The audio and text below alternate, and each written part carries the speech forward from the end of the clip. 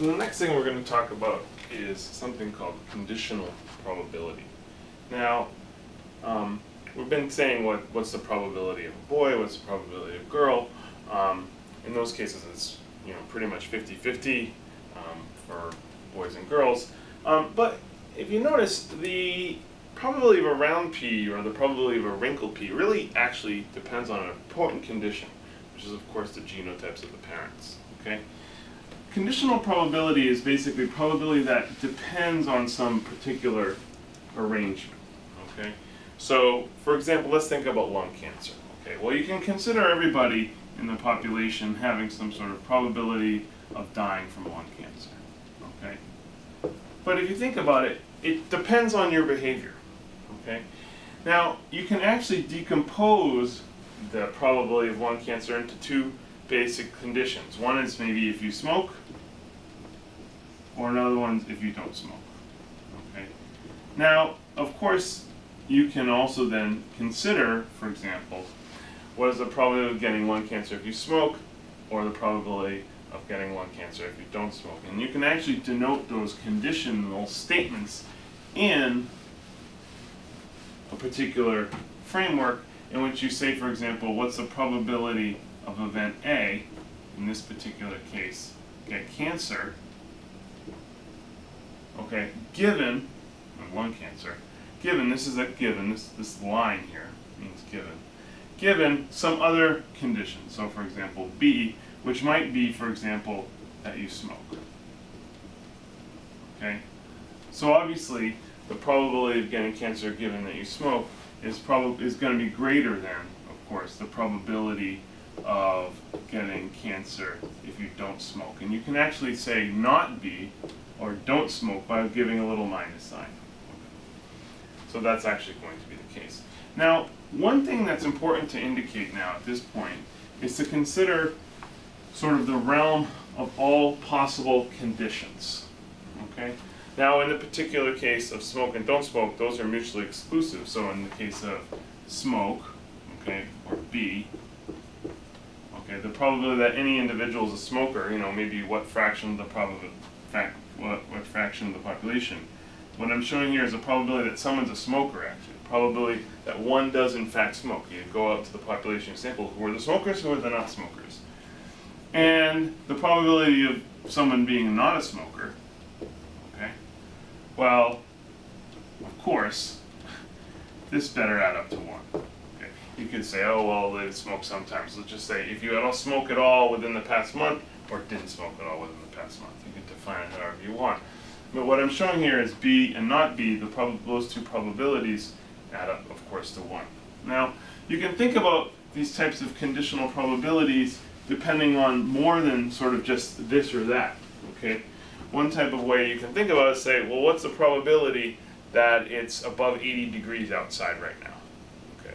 Well, if you have no idea what day it is, then it's going to be some particular probability. Okay. That depends on whether it's January or February or so on and so forth. If you have no idea what day it is, there's going to be some inherent probability that it's going to be over 80 degrees. But you can decompose these types of events by conditioning sort of on what sort of month of the year it is. Okay? And what I'm going to sort of diagrammatically demonstrate is I'm going to imagine that this is sort of the total realm of all possible times of the year.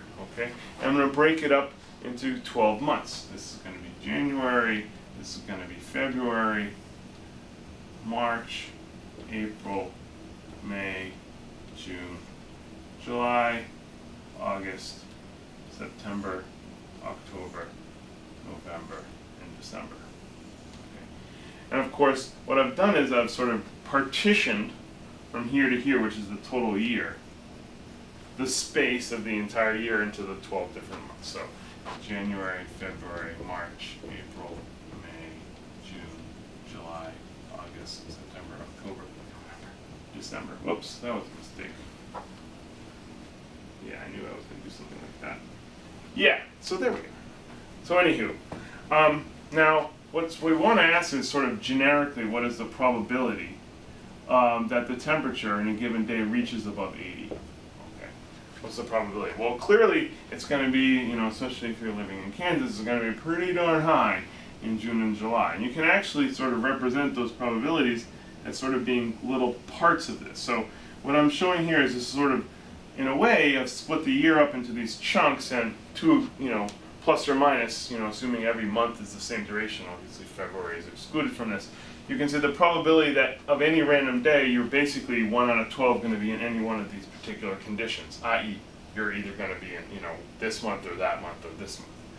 But for a given month, there might be a pretty high probability, say for example in June, that the temperature will at some point hit above 80. You know, maybe it's about 60%. And so what we're saying here is, in this sort of subset of the entire year, January, there's a 60% chance, excuse me, June, there may be a 60% chance of it hitting above 80 at some particular point.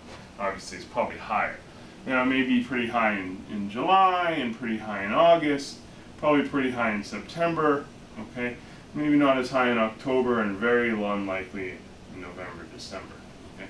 And what I've done is here, I'm saying this is 60%, this might be 65, this might be 60 as well, and then this might be 40%, and then 30%, and then 20%, and 10%. So what I've done here is I've plotted the probability of any particular month, and it sort of might have a plot something like this. Okay. Now, what you can do is you can use something called the law of total probability to determine what is the probability of it being above 80, and you can decompose the probabilities in this particular way. You can say that the probability, okay, of it getting above 80 in any particular day is equal to, okay, the probability of it getting above 80 given that it's January. That's a low probability, right? Times the probability that's January, and it's about a 12th, right? Plus, okay, the probability that it's greater than 80 given that it's February, times the probability that any particular day is in February, okay? And you can see that you can basically decompose this in this particular fashion, and it's going to be the sum of all these. Now this is very similar to A and B, but what I've done is B and not B, but what I've done is I've decomposed these conditions completely. But what the important thing is here is that if all of these particular probabilities, probability of January, probability is February, all of those, this part, if all of those together add up to 1, then this is going to be the case, okay?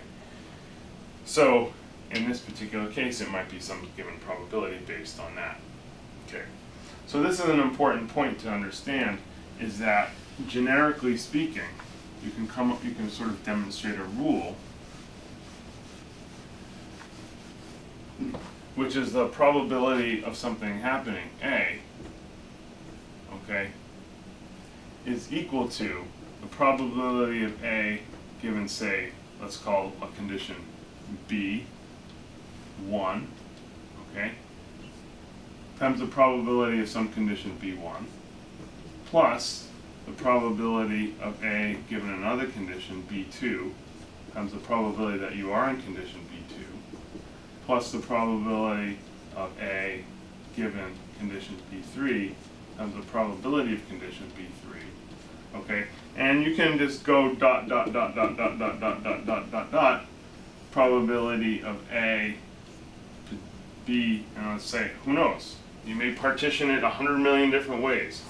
Bx, probability of B sub x, if, and this is a big if the probability of the sum, okay, that's a summation, the probability of Bi, okay, so we say I can go from 1 to x, if all of those summed up to equal to 1, okay. This is an important point, and it's a little bit abstract, but you'll see in a moment how it becomes important.